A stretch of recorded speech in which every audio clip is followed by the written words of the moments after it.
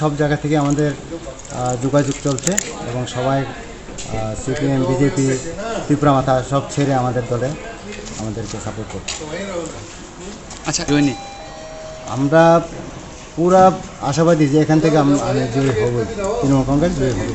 মূল প্রতিপক্ষ কাকে মানছেন, শাসক দল না ত্রিপুরা মাথা না সিপিএম? আমি কোনো পক্ষ মানছি না, যেহেতু আমি আগেই থাকবো।